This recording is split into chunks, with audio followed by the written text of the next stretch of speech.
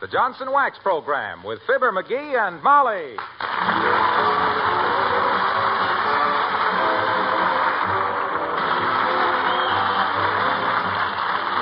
The makers of Johnson's Wax products for home and industry present Fibber McGee and Molly, written by Don Quinn and Phil Leslie, with music by the Kingsmen and Billy Mills Orchestra.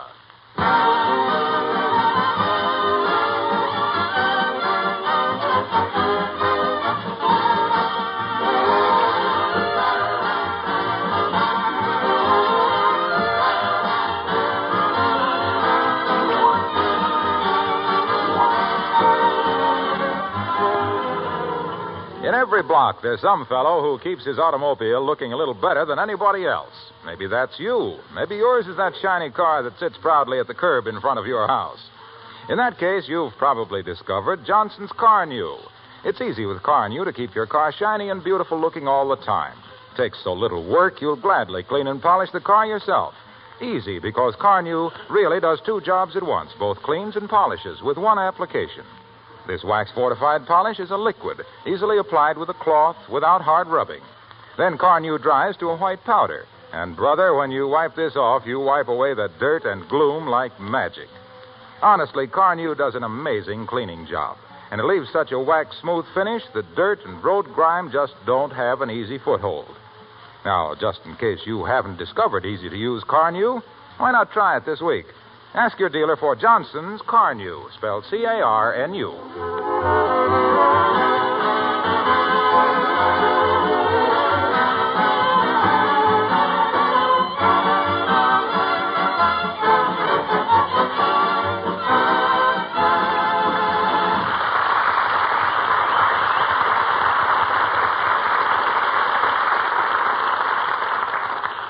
One of the priceless privileges of an American citizen is the right to pop off about the government, national, state, and municipal. In this case, it's municipal. It seems that the city of Wistful Vista has failed in its duty to two of its taxpayers, namely and to wit, Fibber McGee and Molly.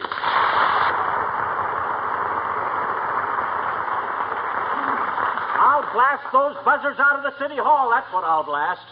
I'll show those baby-kissing, ballot-stuffing ward healers who swings a little power in this town. This is 3 times in 5 years they've done this to us. Well, my goodness, dearie, it might have been just an oversight. Oversight my clavicle. It's things like this that cause epidemics. This might start a plague that would sweep the whole state. Look, dearie, just because they didn't collect our garbage today doesn't mean a thing. They didn't carry it out to the curb till 9:30. What am I expected to do? Make a formal appointment with them honey wagon pirates? They could check back this way and see if our garbage was out, couldn't they? We give them a nice gift every Christmas, don't we? Of course we do. And you'd think they'd remember $1 longer than that, too. Well, say, suppose there was about 250,000 people in this town. Suppose everybody gives the garbage man $1 every Christmas. Sure. That's $250,000. $250,000. Holy smoke, $250,000. By George, I could drive one of them trucks as good as anybody. Hand me the phone. I'm going to call Mayor Latrivia. Here.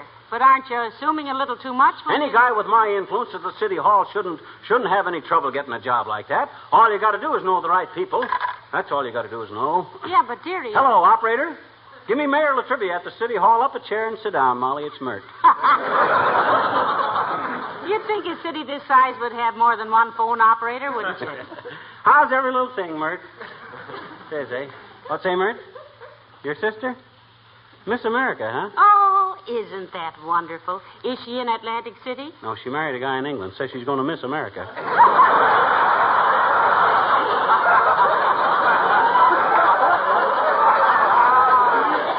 Look, Mert, will you please... Hold it, McGee. The garbage men are picking up the garbage right now. Okay. Skip it, Mert. Thanks anyway.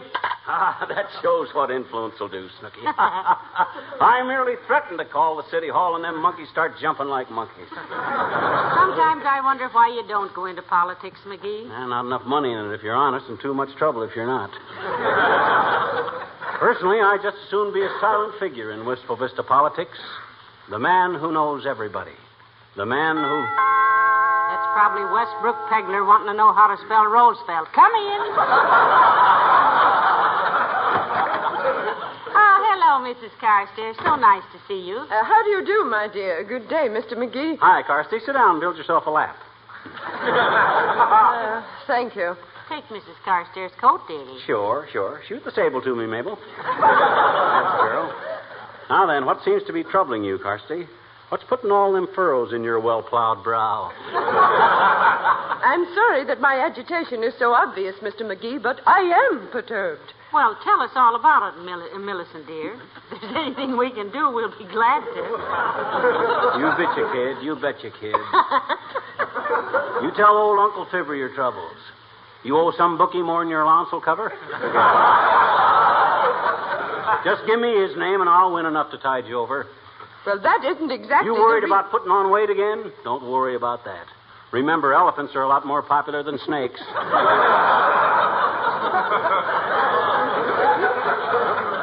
No, Mr. McGee, You found a telephone number written in lipstick on your husband's dress shirt? So what? Nobody'd give a guy like him their right number. Besides... Huh? Dearie, why don't you let Mrs. Carstairs have a word? Huh? Why, sure. Have a word, Carsty. Have two. They're small. My trouble is this, Mrs. McGee. It is imperative that I be in Florida next Monday for my niece's wedding. Are you familiar with Pensacola? Yes, and I like it, too. Though I just as soon have root beer. No, Molly. She says Pensacola. That's a town in South Carolina. Florida. Oh, what did I say? South Carolina? It's a town in Florida. When do you leave, Carsty? That is the crux of the whole matter, Mr. McGee. I can't leave because I find it impossible to get a train reservation. My secretary's on her vacation, and Mr. Carstairs is out of the city. I'm almost desperate enough to... What does one call it? Weigh my thumb? No, thumb your way, dear. Yes, though I shudder at the very picture of a Carstairs sitting on a suitcase at the side of the road. Oh, I don't know, Carsty. You'd be surprised how much abuse a well-made suitcase can take. But don't you worry about it. I'll get you on a train. I'll get you a double compartment with hot and cold running brakemen. Old Atchison. Yes, sir. Old Atchison, Topeka, and San Claus McGee. That's me. You might just as well go home and start packing, Mrs. Carstairs. And you might as well throw in some fishing tackle, too. Fishing tackle? Yes, I wouldn't put it past him to route you by way of Nova Scotia. Never mind what way I route her. I'll get her to Pennsylvania before she can say... Pensacola, Mr. McGee. Yeah. Please call me the moment you have my reservation. And if a man answers, don't hang up. It'll be I. Me, hoarse with excitement. Good day, and thank you so much.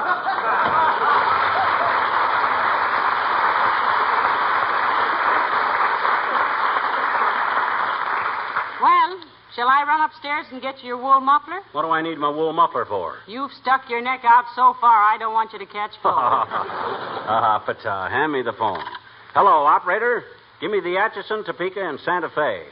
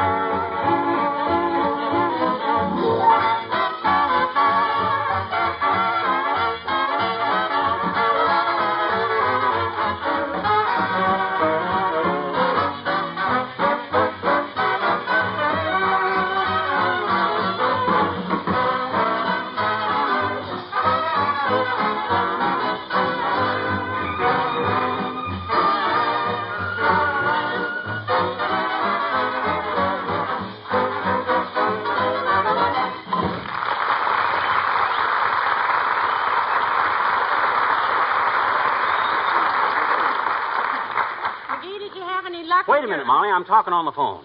Now, look, Mac, here's my problem. I got to get a friend of mine's wife on the Rattler to Pensacola, see? Yeah, it's a matter of life and death. If I don't do it, she'll kill me. Now, wait a minute, Mac. This is a... Yeah, but I've got a... Yeah, but Mac, Hello? Hello? Disconnected. Who's Mac? General MacArthur? Oh. Friend of mine named McNally. Used to sing baritone in the old Winter Garden 4. Great pal of mine, Fred Nittany. Who? Fred Nittany. He's a guy from Starved Rock, Illinois. That he and I used to have a vaudeville act together. You know, singing and dancing and witty sayings. Yeah.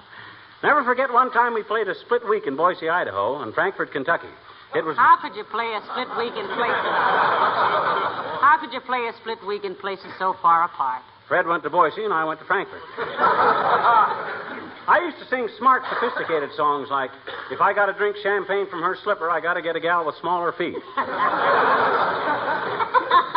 Music, boys. All special material like that, see? What's all this got to do with getting Mrs. Carstairs a train reservation? Well, this McNally I was talking to, he used to play snooker with a guy named Charlie Bonfield, see? Yeah. And this Bonfield married a gal who used to be private secretary to a guy who was a cousin of Hap Vanderveen who went to school with Gordy Bestel, see? Yeah. And Bestel is the barber that cuts the hair of P. Morton Brilling, the president of the TS&R Railroad. You see how it pays to have connections? No. Me either. Bonfield moved to Michigan, and Vanderveen is in the South Pacific. Bestel won the Irish sweepstakes in 1937 and lives in Bermuda. And Brilling hasn't been president of the railroad for 16 years. But I'll find somebody, by George. I still got connections. I got an in at the city hall, don't forget that. Have you tried calling the president of the railroad? Several times. I can't get to him. His smart aleck secretary keeps cutting me off. Even after I tell her who I am, she cuts me off. You don't mean even, you mean especially. Are you sure you weren't cut off accidentally? Sure, I'm sure. Look, I'll show you. Hello, operator. Give me Wistful Vista 1234524. Yeah. No, the president's office, please. Hello. This is Mr. McGee speaking. A very close friend of Mr. What's the president's name again? Huh? Rudolph? Rudolph what? Oh. Well, I'm a very close friend of Rudy's, and I wanted to speak to him about a reservation. Hello? Hello? See, she does that every time. Well, who else have you called? My gosh, everybody I could think of. The last hour, I've talked to a state representative, the Brotherhood of Pullman Porters, the Interstate Commerce Commission, and a guy named Godfrey P. Dugmore. Who's Godfrey P. Dugmore? I don't know. I got him on a wrong number.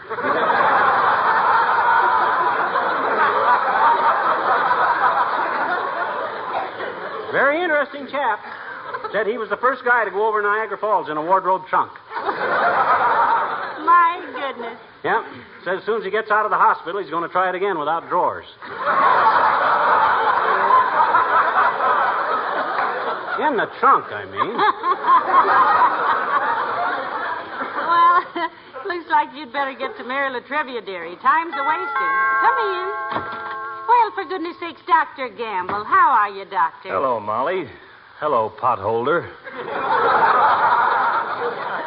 Hi, Aerosmith. You're just the guy I wanted to see. Okay, toad-face. Stick out your tongue and say, ah. I'm all right. Well, who do you know on the railroad racket, Doc? Well, the chairman of the board of the Wistful Vista and Eastern has been under my care for 7 years. Heavenly days. What's he got, Doctor? 3 railroads, a castle in Scotland, a 400-foot yacht, 2 ex-wives, arteriosclerosis, and a tendency to pinch waitresses.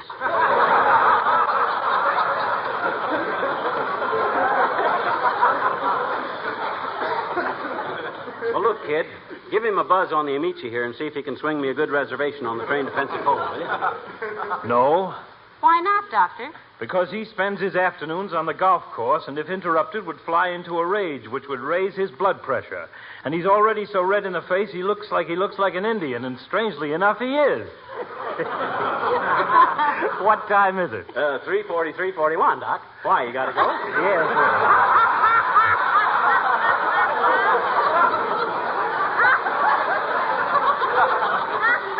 Yes, McGee, I've got to go. Got to be in my office at 4 o'clock to extract a dog's tooth. Oh. Heavenly days, isn't that Is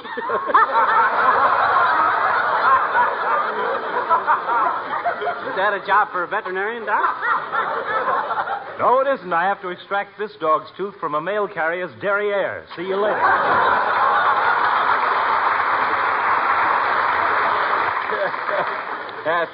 Hey, what's a derriere? Well, it's a French word, dearie, meaning the back of the lap. Doggone it if that secretary of the office of that president of that road wasn't so. Hey, I got an idea. Hand me the phone. Here. Thanks. Hello, operator. Give me Wistful Vista 1234524. Howdy, ma'am. This is Wild Bill Hornaday talking. Wild Bill Hornaday from Wyoming, ma'am. President of the Tonto Cattlemen's Association. Well, yippee my old car, a paw in the character. Look, ma'am, I shipped a heap of beef critters on your railroad, and I'd like to ask you a trifling favor. I got to get me to Pensacola, Florida, and if you can rope me a reservation, I... Hello?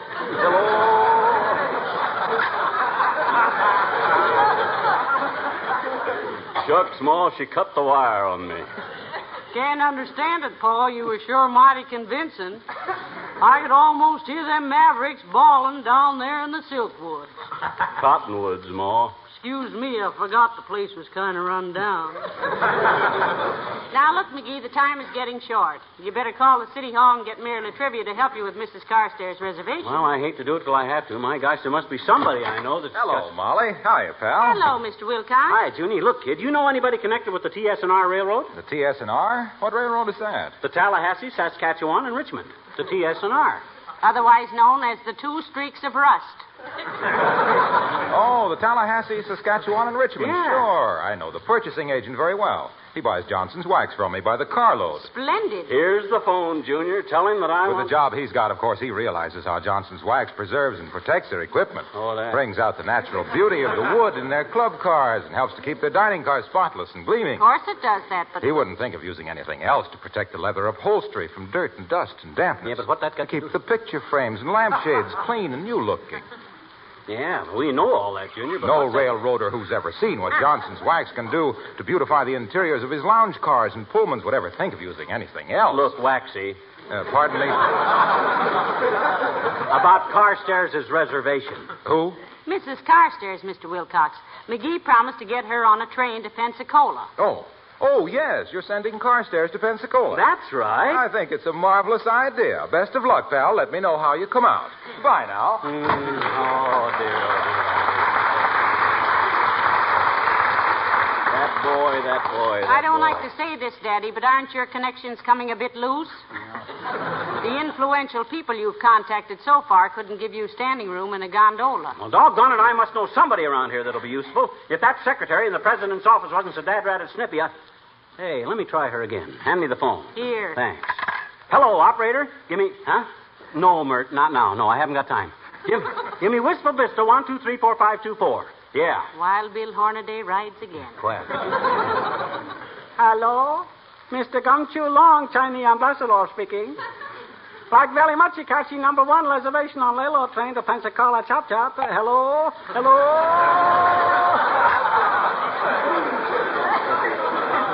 That's luck anyway. Well, you know what Confucius say. Man who make big bluff apt to fall over it in dark. She's got no business cutting me off. If she realized who she was talking to... Hello, Alice. Come in, dear. Hi, Alice. Hello, Mrs. McGee. Miss McGee. Aren't you a little late for work today, Alice? Oh, this is my day off, Mrs. McGee. How is the new job, Alice? You're working at the Bonton now, aren't you? Yes, at the perfume counter, Miss McGee, and it's perfectly fascinating. Uh-huh. Did you know we have some perfumes down there that sell for about $75 an ounce? You really pay through the nose for those, don't you? One woman opened a bottle to sniff it and asked me if she could have just $1's worth, and before I could say no, she'd had it. Hey, is it true that a lot of men are beginning to use fancy-smelling toilet water and stuff like that there, Alice? Oh, yes, Mr. McGee, but we call those items by very masculine names so men won't mind asking for them. Oh? You ought to try Souvenir de Sawmill, or a bottle of locker room essence, or maybe some of our Cologne de Caboose. Hey, speaking of cabooses, Alice, do you happen to know anybody down at the railroad station? Oh, creepers yesterday, Mr. McGee, my cousin Marjorie. You've heard me mention her. Oh, yes, I have. Great. What does she do, Alice? Has she been there long? Oh, yes, she's been there for simply ages and ages. Well, at last we're getting somewhere. Yeah, whose office is she in? The president's? Oh, she's not in any office, Mr. McGee. Huh? She's waiting to get on a train. What? Sure, I take her sandwiches every day. Oh, this is ridiculous.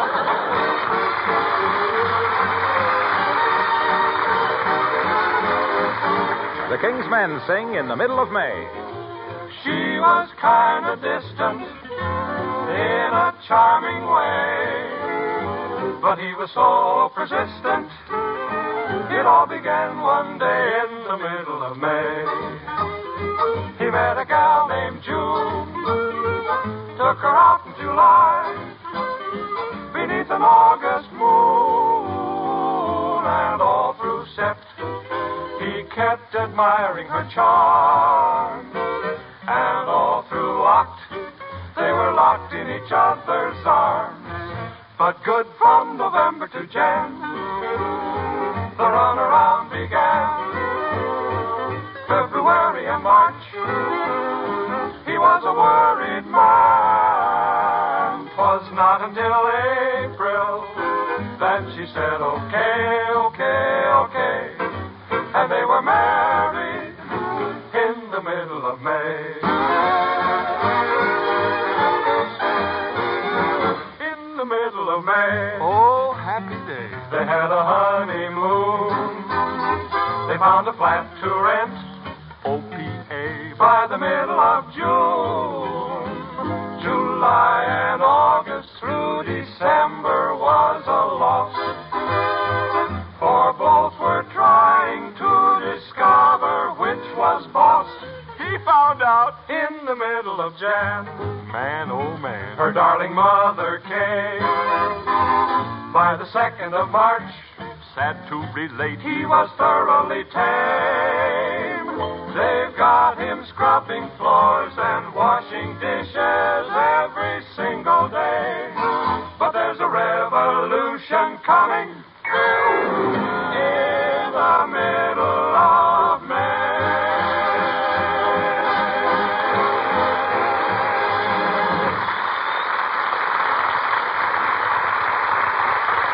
Nice going, boys.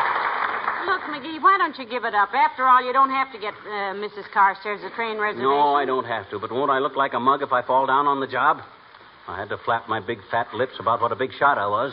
Knew all the right people, friends every place, and what happens? Looks like I couldn't influence a 90-point Marine to accept his discharge papers. You know, that girl at the office of the president of the railroad. You know, if there was some way you could avoid using the word Pensacola, that's what tips it off that it's you every time. Hey, I'll bet you're right. That's what gives me away. Sure. Hand me that telephone again. Here. Thanks. Hello, operator. I want... Huh? No, Mert, please. Not now. No. Give me Wistful Vista 1234524. Yeah. Old Paul Muni McGee, the man of 1,000 voices. Evening, ma'am.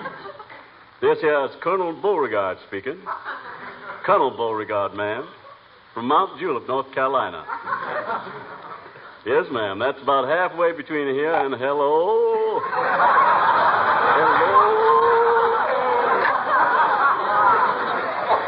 Why, that little Yankee whippersnapper. Well, that ought about end your impersonations for the day, dear. Read it anyway. Even Mason and Dixon had to draw the line someplace. What them railroads need is a lesson in courtesy. That's what they need is a lesson in. If I ever get to own a railroad... Own one? My dear boy, you can't even get a friend to ride on one. I'm beginning to feel a little cheap, too. Here I go blowing around about knowing people in the right places, and I can't... Come in. Well, for goodness sakes, Mayor Latrivia, this is quite an honor, Your Honor. Good afternoon, Molly. Hello, McGee. Hi, Politico. Say, you're just the guy I wanted to see. Now, I don't want to ask you for any favors for myself, you understand, Mayor, but... That, in my experience, is approach number 2. Number 1 is, I want a favor. Number 2 is, I want a favor for a friend. Number 3 is, I want to do you a favor, Mr. Mayor. Number 3 is the one that is always loaded. Anytime anyone does a politician a favor, there are enough strings to it to equip the violin section of the Boston Symphony. This is a very simple thing, Latrivia. You can do this with one eye tied behind you. He wants you to use your influence with the railroad, Mr. Mayor. Yeah. Oh. Whom do you wish me to corrupt in what railroad, McGee? The TS&R, Latrivia, Tallahassee, Saskatchewan, and Richmond. All we want is a decent reservation to Pensacola, Florida. That ain't so tough, is it? Oh, not at all, my boy. When I finish that little task, I shall be happy to bake you a lemon meringue cake in the shape of the Taj Mahal. Then let's you and I put on our bathing suits and climb Mount Everest. Who do you think I am, the Wizard of Oz? Well, is it so difficult to get train reservations, Mr. Mayor? I mean, I know it is for common people like us, but after all, an important man like you Can't should... swing it, eh, Latrivia? As it happens, my friends, the president of the TS&R is a fellow club member of mine. Oh, fine. We play chess together twice a week. Oh, McGee used to play chess, too, didn't you, dear? Yeah, I used to be a marvel at it, Latriv. One night I played 27 opponents while blindfolded. You don't say. Mm-hmm. How many games did you win? He didn't win any. He stumbled over a chair and knocked himself out for 3 hours. But that's in the past. You say you're a pal of the railroad, Prexy, eh, Latriv? Yes. He was asking me just this afternoon if I could use my influence to get him a set of automobile tires. And did you? I did not. I wouldn't use my influence to get anyone enough rubber to erase a comma from a petition to remove me from office. What did he need a set of tires for, Mr. Mayor? He wants to drive to Florida, Mrs. McGee. Drive to Florida? Why don't he take one of his own trains? This is the point at which I was trying to arrive. Huh? He can't get a reservation. I hope that answered your inquiry. Good day.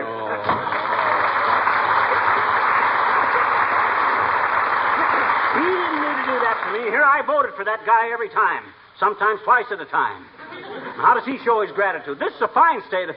Oh, my gosh. How am I ever going to tell Mr. Carstairs? Have you exhausted every single angle, dearie? Yes, and myself, too. My gosh, I'd have swore... Excuse me. I mean, I was sure I knew somebody that could swing it for me. But no. I guess I'm just a flop. A failure. Just a big windbag that never... McGee, I have an idea. Hand me the phone. No, it's no use. I've tried all the dialects. Hand me the phone, please, dearie. Okay, here. Thank you. Hello, operator. Give me the Union Station, please. You get no place that way. Hello, ticket office. What have you on the TS&R for Pensacola tomorrow night? Drawing room B in car 172. Huh? Well, please reserve it in the name of Millicent Carstairs. Thank you. Goodbye. Well, I'll do a drawing room. Well, what do you know about that? By George, I knew somebody that could swing it. Hand me that phone and I'll tell old Lady Carstairs. I'll show her who has influence in this town. You're simply wonderful, dearie. Oh, it's nothing that any red-blooded American boy couldn't have done. Just got to use your head, that's all. Hello, operator? No, not now, Mert, not now. Give me the residence of Mrs. Carstairs on the corner.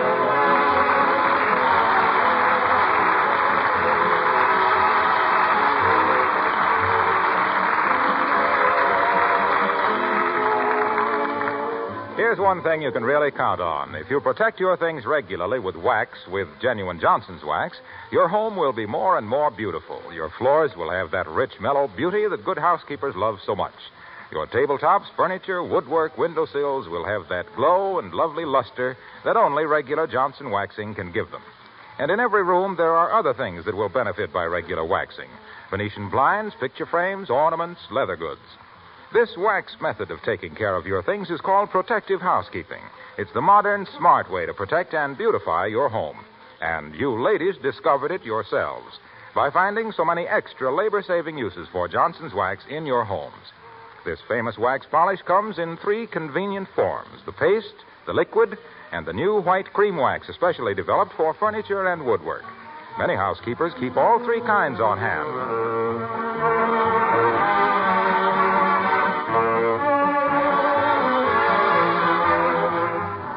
What did Mrs. Carstairs say when you told her you had a reservation for her, McGee?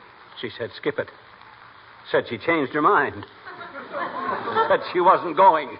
Well, my goodness, after all the trouble you went to, what did you say? Oh, I says that was perfectly okay. Then I asked her if she was going to be here 2 weeks from Wednesday. What difference does that make? 2 weeks from Wednesday is Halloween. Nasty laugh. Yeah. Good night. Good night, all.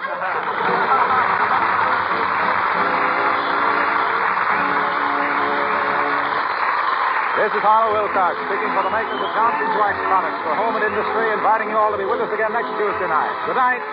This is the National Broadcasting Company.